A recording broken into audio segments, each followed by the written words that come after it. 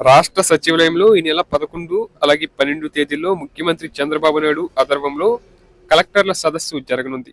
ఈ సమావేశంలో పలు కీలక అంశాలపై చర్చ జరగనుండగా రాష్ట్ర స్థాయిలో అభివృద్ధి ప్రణాళికలను ముందుకు తీసుకెళ్లే దిశగా చర్యలు తీసుకోనున్నారండి. ఇక ఈ మీటింగ్ లో చర్చించదగ్గ అంశాలు కనుక చూస్తున్నట్లయితే రాష్ట్రంలోని 12వ జిల్లా అలాగే నియోజకవర్గ స్థాయిలో అభివృద్ధి ప్రణాళికలను విజన్ డాక్యుమెంట్ రూపంలో విడుదల చేయనున్నారండి.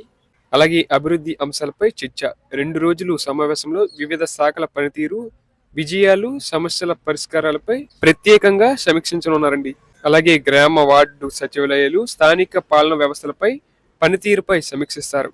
వాట్సాప్ గవర్నెన్స్ అంటే సాంకేతిక ఆధారిత పాలన పద్ధతులను ఎలా మరింత సమర్థంగా ఉపయోగించవచ్చో చర్చించనున్నారు.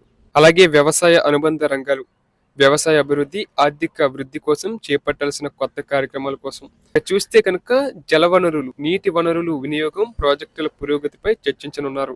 అలాగే పంచాయతీరాజ్, గ్రామీణ నీటి పరిధిల గ్రామీణ అభివృద్ధికి అవసరమైన ప్రణాళికల కోసం అమలు వంటి అంశాలపై చర్చించే అవకాశం ఉంటుందండి.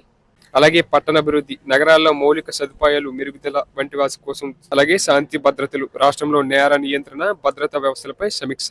ఇక చూస్తున్నట్లయితే రాష్ట్రానికి పెట్టుబడులు ఆకర్షించడంలో కొత్త విధానాలు అంటే పరిశ్రమలు, ఐటీ పెట్టుబడులు వంటి వాటి కోసం చర్చించే అవకాశం ఉంటుంది.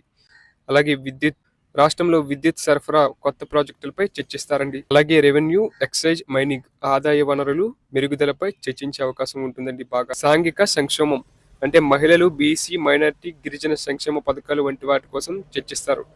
తొలుత 10, 11 తేదీల్లో జరగాల్సిన ఈ సమావేశాలు తాజాగా 11, 12 తేదీలకు మార్చడం జరిగిందండి.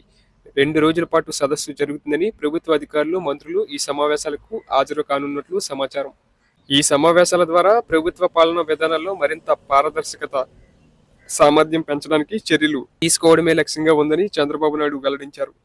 రాష్ట్రం అభివృద్ధి చెందడంలో ప్రతి ఒక్కరి భాగస్వామ్యం ఎంతో ముఖ్యమని, అన్ని శాఖల సమన్వయంతో మాత్రమే దీని సాధన సాధ్యమవుతుందని ఆయన పేర్కొన్నారు. ఈ సమావేశాలు రాష్ట్ర అభివృద్ధికి దిశానిర్దేశకంగా నిలిచే అవకాశం ఉందని విశ్లేషకులు భావిస్తున్నారు.